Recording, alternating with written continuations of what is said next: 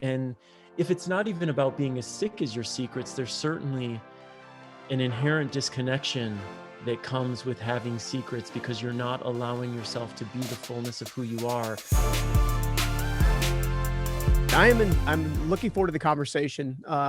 Big love is a huge part of my heart, meaning I too want to go out there and share love with as many people in as many different ways as possible. So I applaud everything that you've done, man. What a Thank you. career. I really Thank appreciate you. that big time. So Thank you, welcome. man. And to you. Thank you. Oh, thanks, dude. Well, let's jump in. I mean, I think there's so many different places we could go. Your work is so profound.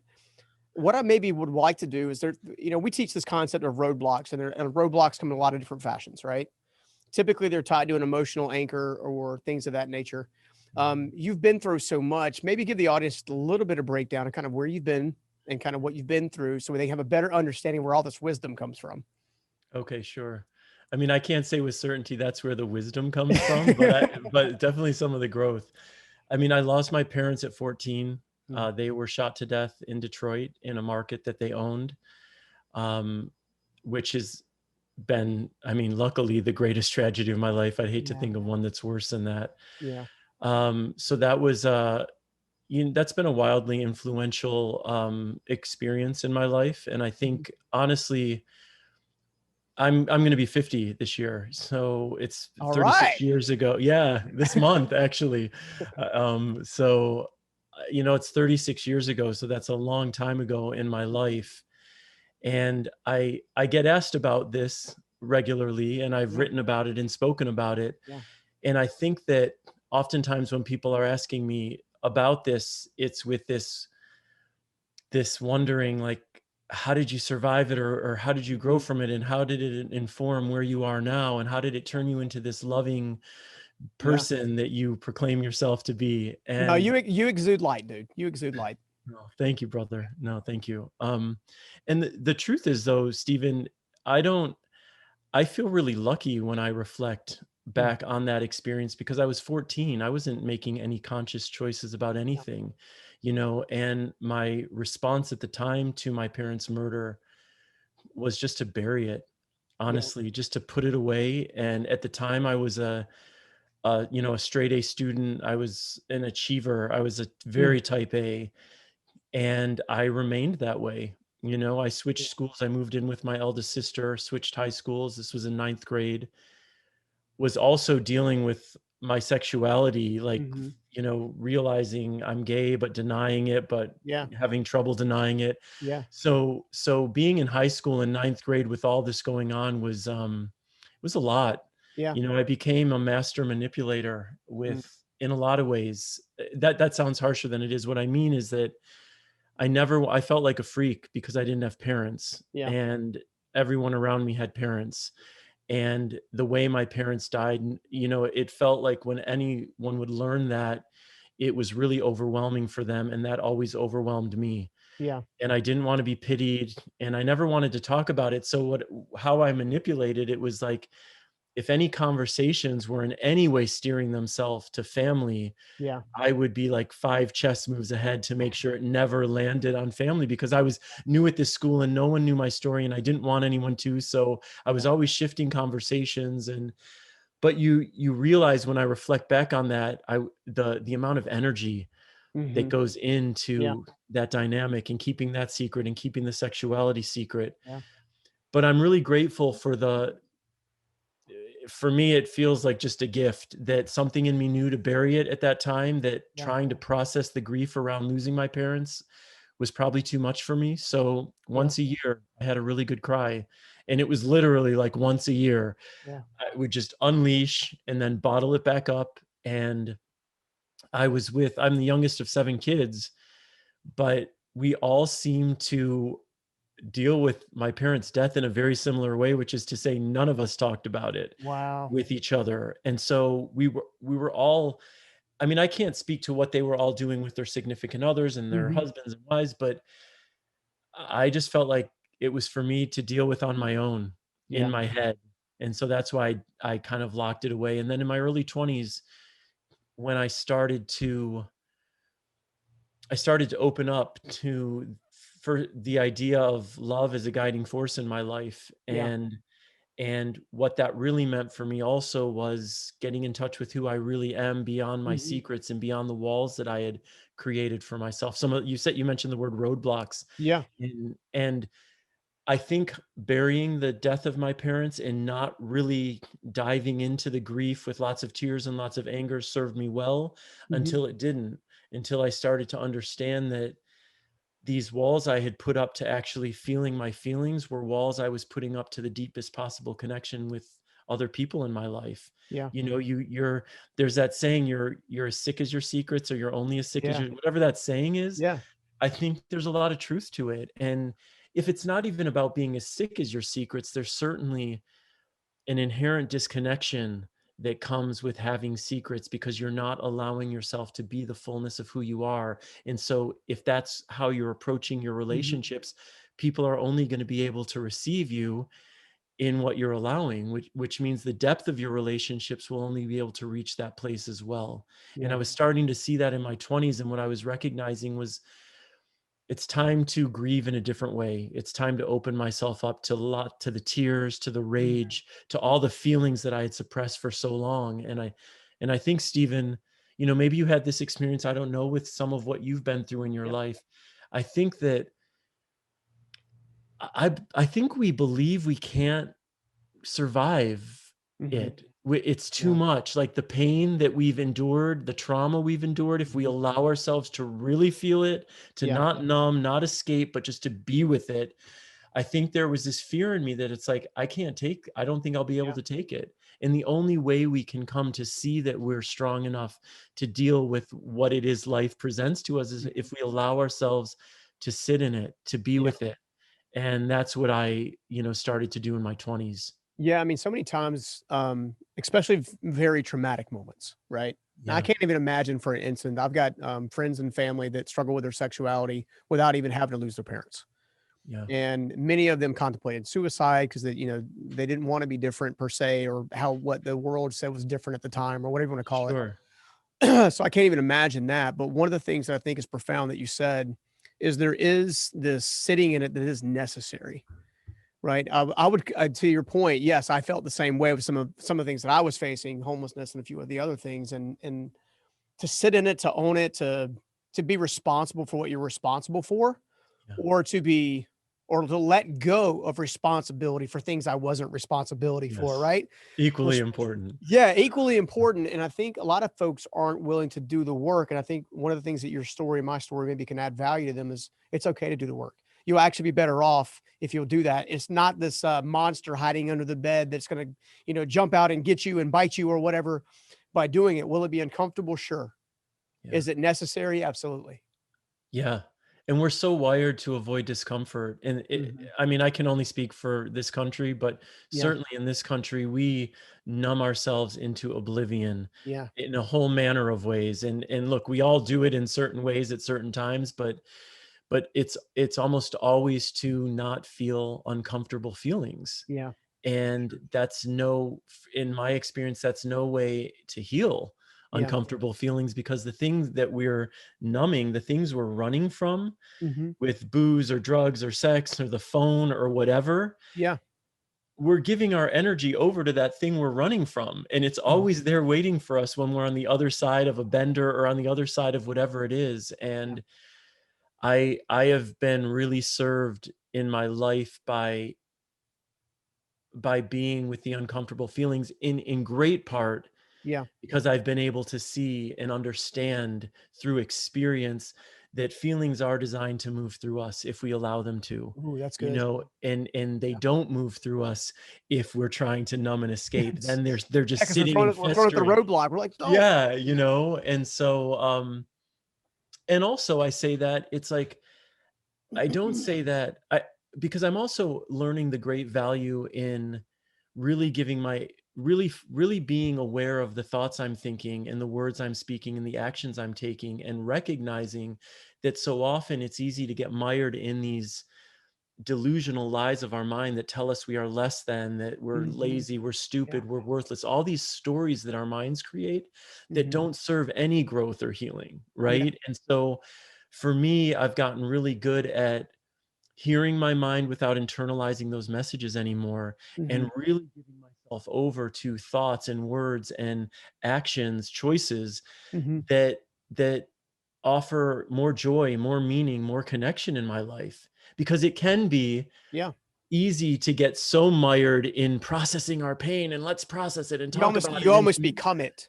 yeah, and we forget that there's an expansive world, there's an expansive Yeah. reality, and part of that reality is creativity and connection and Yeah. joy and beauty.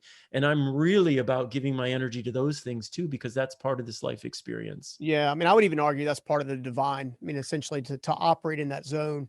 When it comes down to it, I'm out of curiosity. Some of the things you just mentioned are things that are taught but seldom practiced.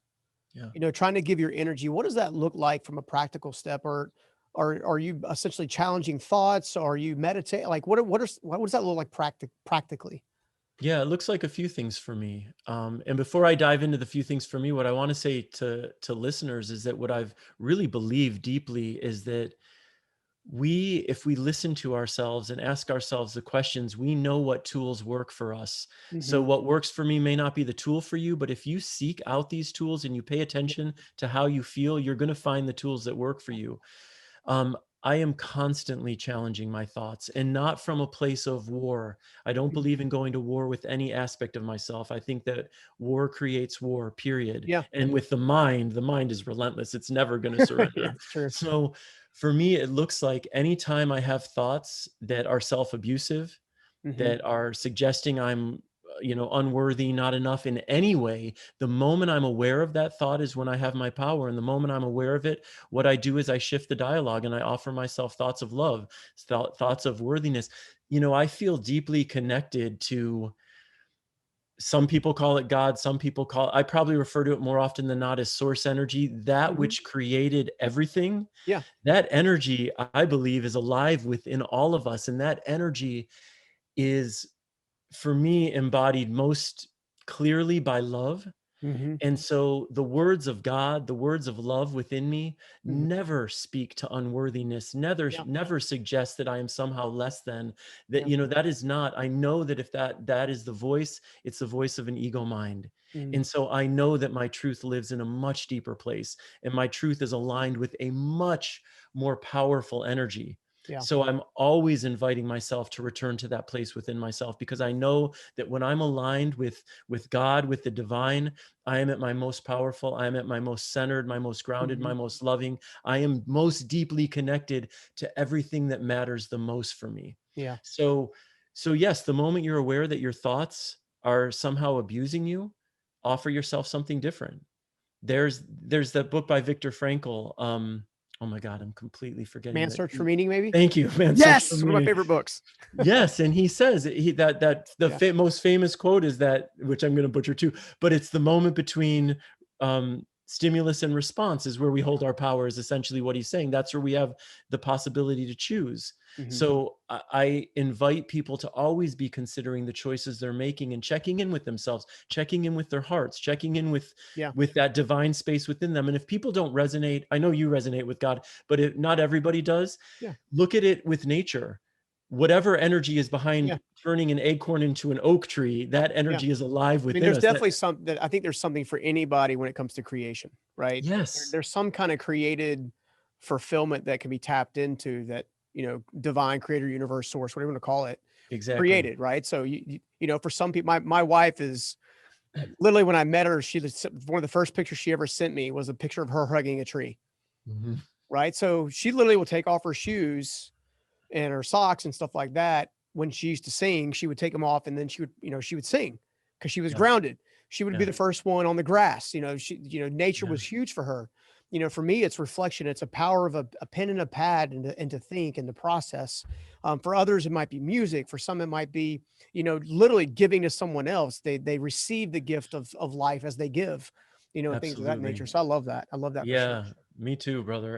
And meditation for me, but I look at meditation in a lot of ways because I think there can be resistance in some people to the idea of just sitting still with your eyes closed and following the breath, Yeah, which I like and I believe yeah, serves me positively.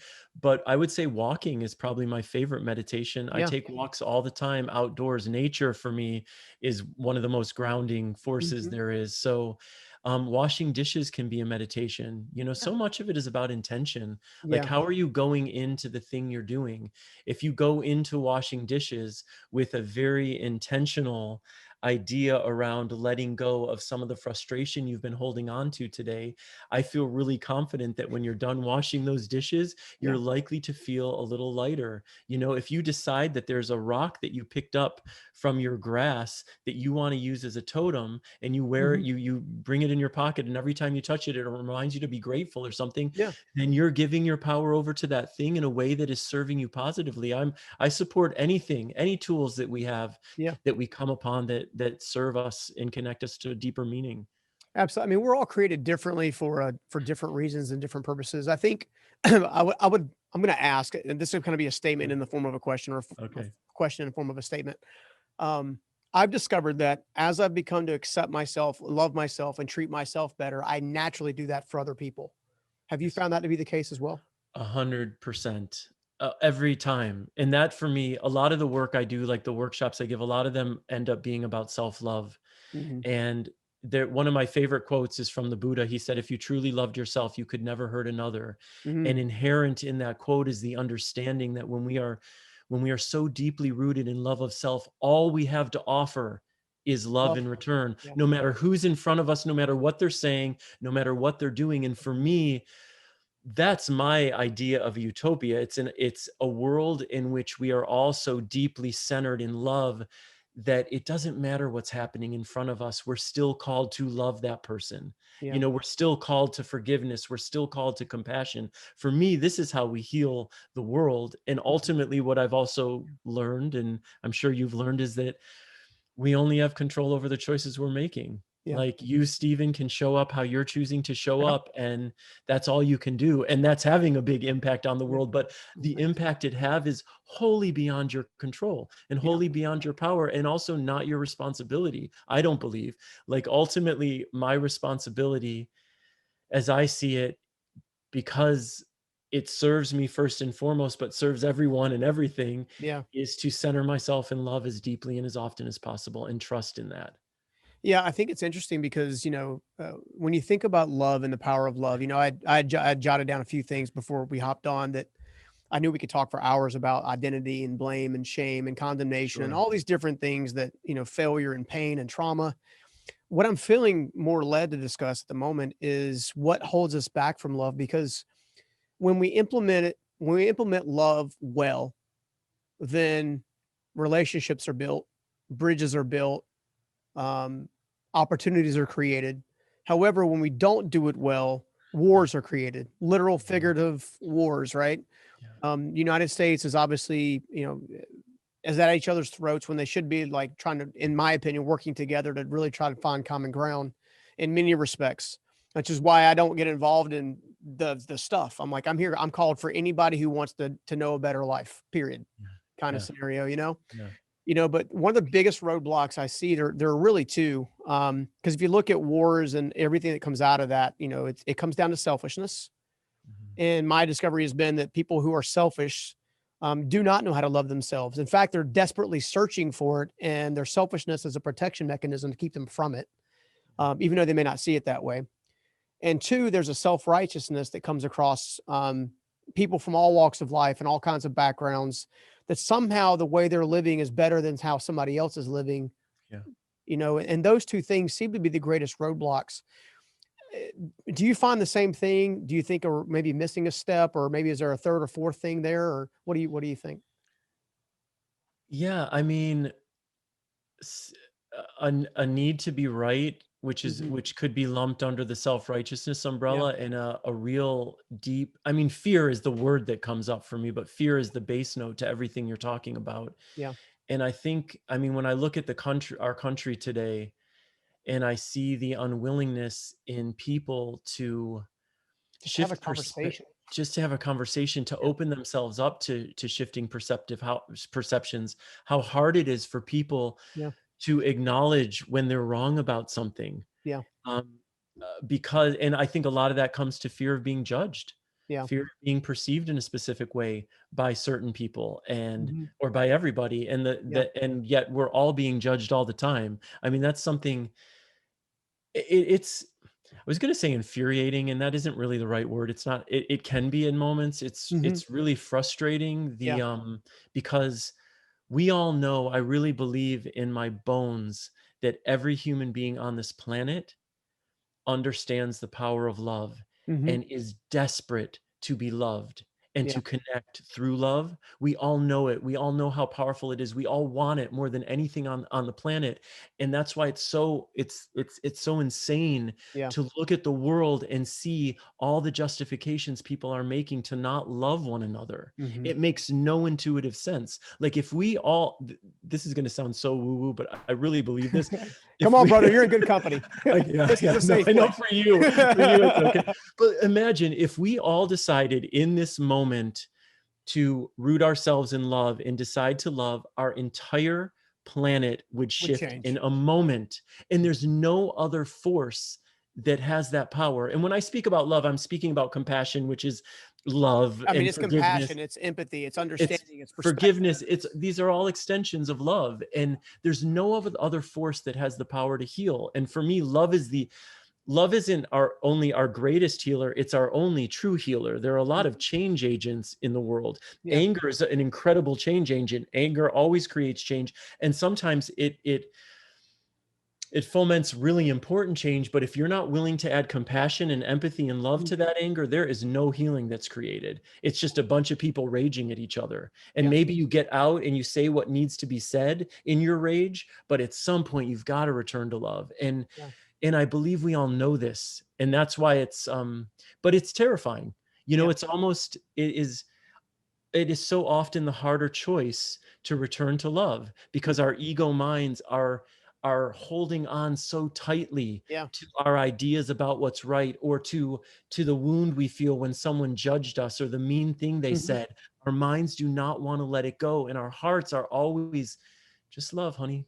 Yeah. Like, yes, that one too, Yeah. that one too. Yeah. Like, there's no justification Yeah. for lack of love unless you're in your mind. One of the greatest illustrations I can that comes to mind when you say that is I watched the movie version of one of the best-selling books called The Shack. I don't know Okay, if I've you ever never watched. read it or seen it. All right, so that So you would actually enjoy the movie. okay. There's this part where God is played by multiple different character at multiple different levels as a three-part Trinity kind of scenario. It's not I wouldn't call it a Christian movie as much as it is a inspirational movie. Mhm. At any rate, the uh, this one essence of God comes up into the movie, and it's challenging the father. She said, "All right, father, go sit on the throne." And the father goes and sits on the throne. And then the God brings both children to him. Mhm. Both children, like a boy and a girl, brings them both to the here and say, "Okay, now you know that this child has struggled with this, and this child has struggled with this, and this person had experienced a loss of a child due to a brutal trauma." Okay. And she goes, and this is God talking to the spirit of God, or the essence of God in the movie, talking to the father. And she says, "Okay, I need you to choose one that gets permanent hell or whatever, and the exact words of the father, I can't do that. Take me instead." Yeah. Yeah. That's what love is, right? Yeah. Love is the essence of bettering yourself so you can be a betterment to others. And I look, like I said, I look down this list of some of the roadblocks that I've seen with people that really, I mean, really can do a number on people. Shame, blame, Yeah. the need for belonging, Yep. fear, failure, trauma, um, all of this. And then in parentheses, I really wrote, there's only one solution, and it's love. Yeah. It Hallelujah, encompasses brother. everything. Like, you're blaming other people. Well, how can you love? You're Yes. shaming yourself. How can you love? Yeah. Right? I've discovered a long time ago that all human beings on this planet really have four needs. And it's not until they learn to love themselves that they can use these to then be the answers to those questions for other people, which are to be seen, to be heard, to be valued, and to be appreciated or affirmed. Yeah. And all of those in many cases are attributes of love. Seeing you as an amazing human being who's exuding light before me, right? Hearing your expression of your perspectives and the way in which you're sharing your heart to the world on essentially what is a national media, right? Right. To be valued in such a way that your work carries weight, your work carries, consistency of action, and it breeds something else, and to be appreciated long term just for making a difference. Yeah. That's fulfillment. Well, the only way you get from those items is through the conduit of love. That's one of the And reasons why your work's so powerful. oh, thank you, brother. And you know what? It to what you're saying, I actually believe when you get to love, when you're so rooted in it, all of those needs disappear Yeah. because there's no need for anything from anyone when you are so connected to love, because you will be so deeply rooted in love of Hmm. self that no fulfillment. It's like, yeah, you find joy from the Yeah. outside world, find joy from connection with others always, but you stop needing anything. And by the way, I'm not there or even close to being there. Like I have no, truly. I mean, Yeah. I have moments where I feel deeply connected to love. And Hmm. I arrived in North Carolina a few days ago. I'm spending the month of May just outside of You should have Asheville. just came here to the studio Where are you? in Raleigh. Are you serious? I'm Yeah, in man. Chimney Rock. I don't know Yeah, how far you you're probably. only 3 hours away. Oh my gosh, how funny, dude. Yeah. I'm loving it here. Yeah, It's Chimney Rock. really beautiful, and the nature here is so beautiful, and I've been out in it the past few days, and I've been so connected to my heart, so connected, and I've been practicing because I feel so in love. I've been thinking about the people that I have created the most resentment, the people who frustrate me the most. Mhm. I've been lining up the politicians who frustrate me the most. And There's a bunch of them. I've been bringing them all into my heart because I know I'm in this place where I can hold nothing but love and compassion for everybody. Yeah. And it's been so beautiful to feel that way because I know there's going to be a time, probably later today or tomorrow or who knows when, because we fall out Yeah. of it. That's the nature of being human. We're Yeah. in our minds, we're in our fears all the time.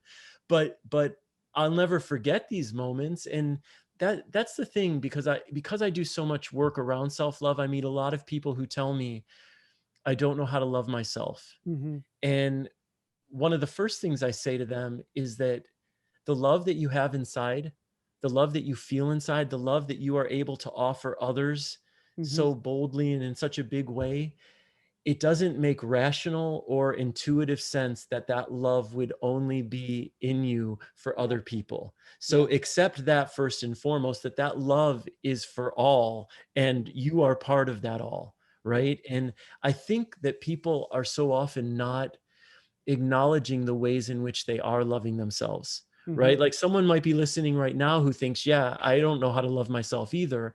And yet they're listening to your podcast, which is about empowering Yeah. people, which means they are taking time out of their day in this moment to love themselves. Hmm. This is a tangible action of self-love. Yeah. And I think the more we bring awareness to those times we actually are choosing to love ourselves, we see, oh, I am showing up for myself here and here and here. And I'm a big fan of acknowledging these things because our mind Yeah. has such a strong negativity bias that our mind naturally goes to the ways in which we're treating ourselves like crap and we're not showing up for ourselves and we're doing Yeah. this again and we're not doing this again, and so I'm really proactive in the way that I'm like, oh, look at me, Hmm. and really, I made it sound cocky and I didn't even mean it in that way. It's like, look at you, you're showing up for yourself in a loving place. Like, now look at you, Yeah. you're taking care of yourself right now. These Yeah. things are important, I think. Yeah, I think they absolutely are. In fact, I would, the image that pops in my head was, if you're in that place where you don't yet know how to love yourself, all right. So there's some common things that are probably happening within you on a consistent basis. You're probably struggling with off and on with anxiety. Yeah. You're probably struggling off and on with various levels of what we consider depression. You're probably angry at a situation, a trauma, like an instance or something like that.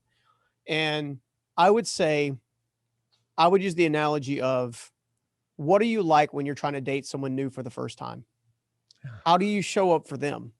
Yeah.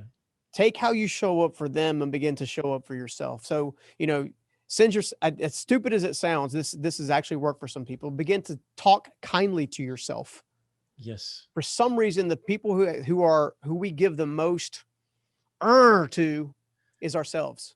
Like we'll Yeah. forgive somebody completely, utterly for betraying us and cheating on us and all this kind of stuff, but yet we have one bad thought and we make ourselves feel like we're the worst person on the planet. Absolutely. Effortlessly. Yeah, So effortlessly. Exactly. yeah. No, speaking kindly to yourself is a major component, I think, of Yeah. self-love and self-care. Like when your friend is telling you about what they're saying to themselves, how Mhm. worthless or lazy or stupid they are, how do you show up for the people you love the most Exactly. in those moments? That's how Exactly. And we you need to reverse be engineer showing up. it. Exactly. No, Yeah. truly. Yeah. And I really encourage people to look at their conditioning, because we've all been conditioned Mhm. to within an inch of our lives, and it started when we were young, and it started by the Mhm. people who raised us, and no matter what, even the people with the best intentions, Yeah.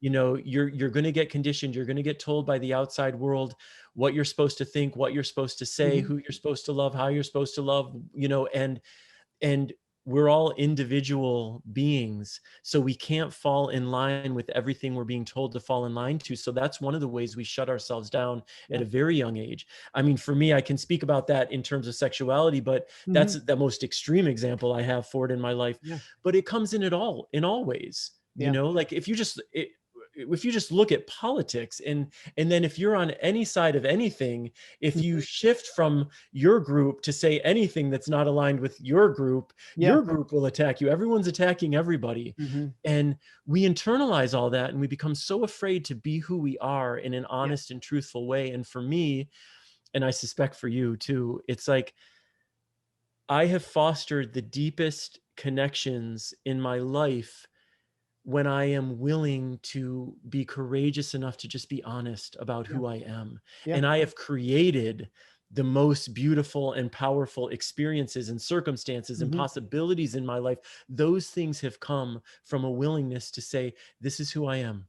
Yeah. And even a willingness to say, to share my fears, my insecurities, my jealousies, whatever it is that's going on for me, to not be so deeply mired in shame that I feel compelled to keep them secret, which is what our shame tells us to do. Yeah. Never speak of it. That's how shame lives. That's where Mhm. shame's And it power lives. festers and grows. Oh my God. Yeah. And Yeah. it's debilitating. Yeah. And I don't even know where I was going with that, but yeah. We're talking about love, man. About love. Brother, I'm so happy. I didn't know we'd be talking about love the whole time. I love it. Yeah, no, it's it would look, it love is what the world needs. Lord, love needs more of it. Marriages need more of it. Relationships need more of it. Children need more of it. The workplace needs more of it. The one thing that all human beings on this planet are craving is an essence of love. And Yes. there's to me, there's two forms. There's the projected love. This is me loving you as a friend and admiring you for who you are and what you've done and what you bring to the table and the value you bring. And then there's the self love that this often the most difficult, you know. Yeah. Yeah. And I can't imagine what it's like to be unclear with my sexuality and things of that nature. So I'm not going to judge somebody else who's gone through something different that I've never gone through. Right. That same thing is I've been through the homeless journey. Not everybody's been through that journey.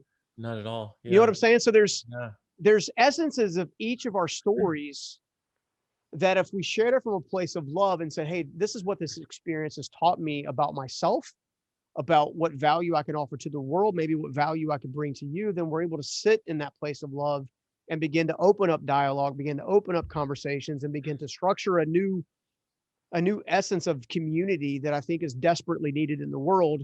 Meanwhile, if change agents don't step up to the plate and start working on this from their side, no matter how big or how small, Yeah. then you're constantly going to have divisive messages intentionally trying to keep people apart when the greatest unity we could have is actually loving one another and understanding one another and just getting to know one another.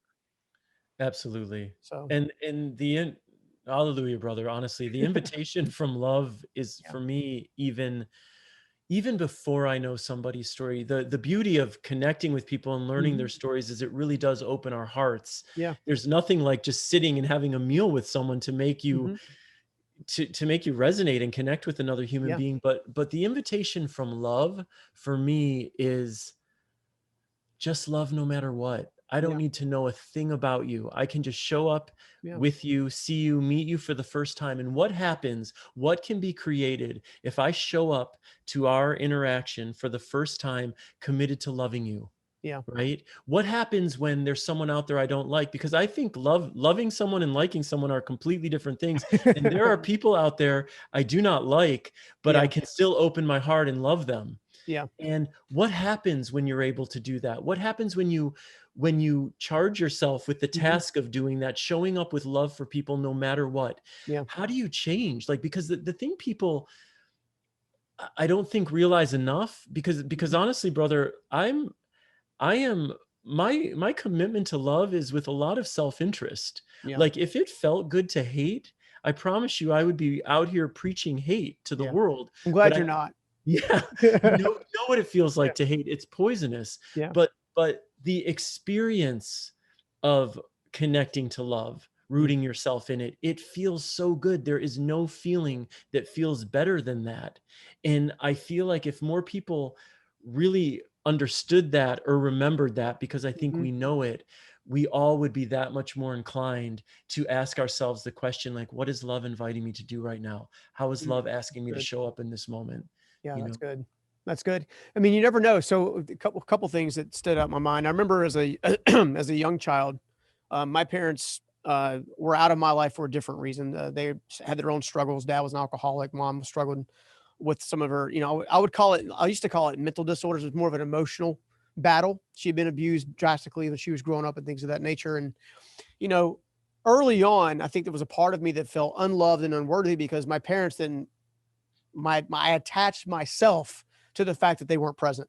Yeah. Even though I was provided for by many surrogate parents, my grandmother being one, key mentors being another that just parented me, right? And then I guess it was probably the year before I became homeless. I was on a downward spiral, very fast downward spiral after rising up really, really quickly as a 19-year-old kid. And I found myself in this crossroads where one person asked me a question and I forgot where I was at, but they said, "Who taught your parents how to be parents?" Mm. I had not one time ever in all the dysfunction ever asked myself what hurts had they been forced to deal with that could have caused them to behave the way they were behaving. Yeah. And then once I did, I learned of my mom's sexual abuse, physical abuse, mental abuse. I learned of my father's this moment when he was growing up in church, where my grandfather, who survived Pearl Harbor, stood up in front of the entire congregation and basically said, "Hey, while we were on this deacon trips, and this is after we've been sober for a while, I drank, and then the deacons didn't do anything. Like they didn't stand up, they didn't support him. You know what I'm Mm. saying? Yeah. Which did Yeah. something weird to my dad's heart, Yeah. as it related to not only faith and source and God, and but also in episodes of how he could actually open up, what he could show me. Does that make sense? Yeah. It makes total sense. After fast forwarding all the way through that, another good friend of mine about a decade later said, "I want you to, from now on, when you picture somebody you want to be angry with or hate or resent, or you want to cast some kind of level of frustration towards," he goes, "Here's what I want you to do. I want you to picture that person in your mind getting back up from the concrete with skint knees, holding their hands up and saying help." Yeah. I began seeing my mother that way, and it radically changed me. Yeah. All the bitterness and the resentment for, "You're never been around. What do you," like, all of that garbage was completely gone in the moment of surrender and forgiveness, just by seeing that person for the suffering that they had been, and then saying, "How could I love them? How can I love them in a place that would make that suffering ease?" Yeah. Changed everything. How beautiful, brother. I love your heart. You Oh, are thanks, just man. like a giant heart. My God, Thanks. it's a real joy to talk to you right now, truly. Likewise, I definitely, we're definitely brothers from another mother. There's no doubt. We even look the Not just because of, oh same. yeah, exactly, exactly. So what else? Well, man, I want to, I guess the one final thing that I would like to touch base on is the importance of choosing who to let into your inner circle to open that vulnerability with, because some people are not ready for relationships. In fact, what I've seen as it relates to romantic love and things of that nature, oftentimes, if we're not ready, we're not loving ourselves, we tend to attract people who mirror how we feel about ourselves. Yeah. how can we put some protective boundaries around ourselves to let those people in, let the right people in, but love the other people from afar? You got any practical knowledge there? Well, one thing about that for me is understanding that I believe deeply in energy attracts like energy. You know, Mm. everything is energy. Yeah. You know, everything, I believe everything's vibration. Our thoughts are energy, our Mhm. words, our actions. So if I'm moving through the world connected to my worth, you know, open-hearted, understanding I'm a worthy human being, I'm Mhm. naturally going to attract Yeah. people who are reflecting that back. And I'm naturally not going to allow those who don't. So the first thing I would say is make your relationship with yourself your priority, Mhm. That's good. because if you do, it affects every single thing. You Yeah. will There's that saying, you can't pour from an empty cup, so make sure you're constantly filling your cup. You're Mhm. working on loving yourself, knowing that. And I think that people get tripped up on self-love because they get caught up in this story of selfishness around it, and Mhm. they feel like they don't want to be selfish and seen as Yeah. I'm selfish. guilty. And we've been there, right? Yeah. And for me, this is the most beautiful selfishness on the planet, because when you really understand, Mhm. every ounce of self-love that you give to yourself serves everyone in your life. Yeah. You know, everyone. There is no way for you to honor and take care of yourself as a divine being. There's no way for you to do that and not be serving the world at the same Yeah. time, because that's what love does. So I would make your relationship with yourself a priority. Mhm. Nice people are terrible with boundaries. And That's the truth. I say this as a nice person who's been Yeah. terrible with boundaries. And Yeah. the thing I've learned about boundaries that has helped me become much better about setting them is I Mhm. really view boundaries as respectful for all parties involved. I Yeah. don't think that generally we want to be trampling over each other's boundaries. I think so often it's happening because no one is saying what is okay Yeah. for them and what is not okay for them. Yeah. So know that first and foremost, you're setting your boundaries as a means of taking care of yourself within the context of all your relationships in Mhm. your life. Yeah. And that by doing so, you're automatically eliminating Mhm. what people will get away with. And by doing so, you're also making it clear that if someone is trampling your boundaries, wait, let me back up. If someone's trampling your boundaries and you haven't said anything like Mhm. what works for you and what doesn't, it's totally on you. Yeah.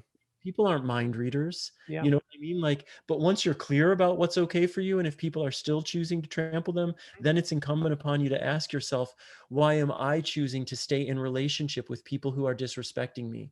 Mhm. Why am I choosing? And that answer is always going to track in some way to fear and Mhm. lack of self-worth, Yeah. which gets us back to doing the work of loving ourselves. Because It no, it's so true. really is full circle. It's full circle, because I've Yeah. seen, like, when I'm more going through the world like this, not, feeling like I'm not enough, the world responds so clearly. So the other thing I'd invite people to do is really just start paying better attention to your life. Yeah. I think we go through life like zombies on autopilot a lot of the Mhm. time. But when you're paying attention and you can start marking, like, oh, this is happening for me.